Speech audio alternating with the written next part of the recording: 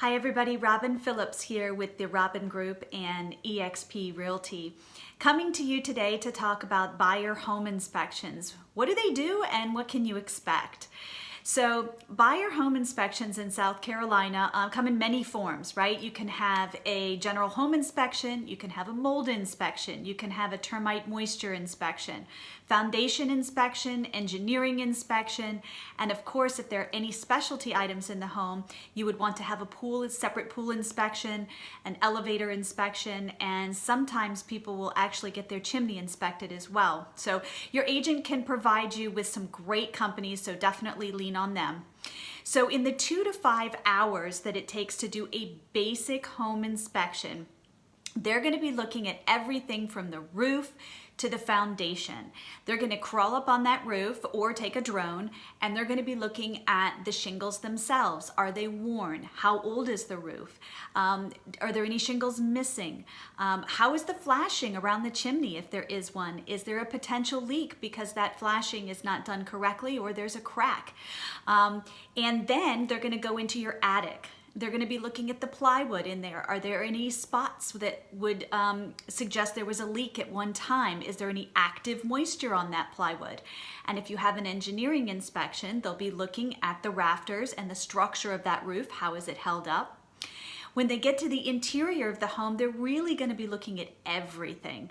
And most importantly, the mechanics of the home. So the most expensive parts of your home are going to be your HVAC.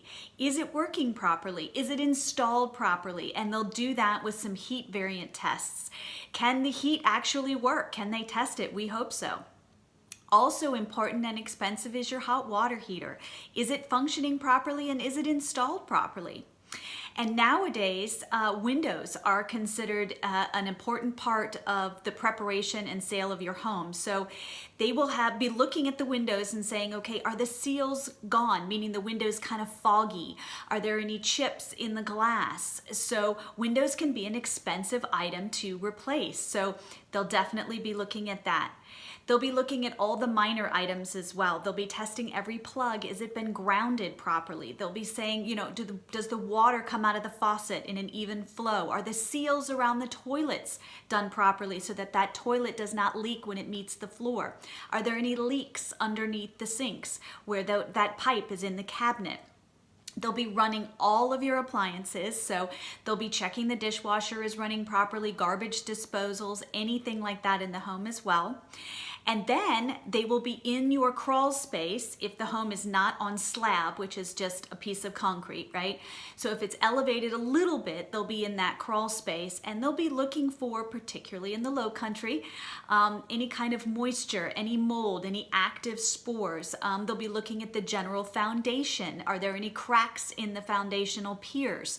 And again, it's really important to make sure that any screening in that crawl space that allows air to flow through is properly installed, because we want the air to come in. We don't want the rodents and the squirrels and the insects to come in. So they'll be checking all of those items as well.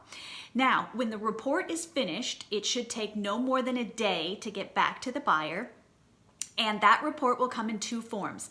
It will have a summary of the most important items that need to be addressed. It will also have a detailed report, which will be absolutely everything that the inspector found. And you will go over both of those reports with your agent and come up with a list of items that you are requesting the seller to pay for. Now remember, the seller is only obligated to do things that are plumbing, electrical, environmental. If something is cosmetic, it really does not have to be addressed by the seller at all. And something as simple as rust, if that rust does not penetrate the metal and it is not causing any structural damage to that metal, that rust is considered cosmetic. So certainly something to think about when you're viewing the home, to make sure that before you put that contract in, you and your agent are having a realistic discussion about the quality of the home. Now, when you make that list and give it to the seller and ask them to review it and repair these items, remember, a level of expectation is realistic. So if you have negotiated a fantastic deal on this home, you were potentially in a buyer's market, or your agent was super great at negotiating, and you've really hammered that seller down to their lowest possible price. Don't be surprised if they're not eager to fix everything on your list. They've already given up a lot in the home price. If, on the other hand, you were in a multiple offer situation or potentially in a strong seller's market and you came in strong on your price and you are paying market value for that home, the expectation is reasonable that that seller is going to deliver a super high quality home because you are paying for it. So just have some realistic discussions with your agent so that you can get through this hurdle. This is the highest likelihood in most sales that the contract will fall apart.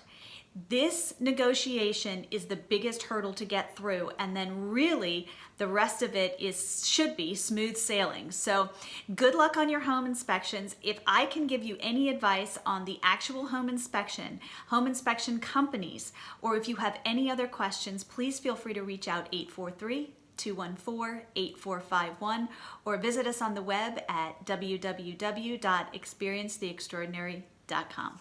See y'all next time.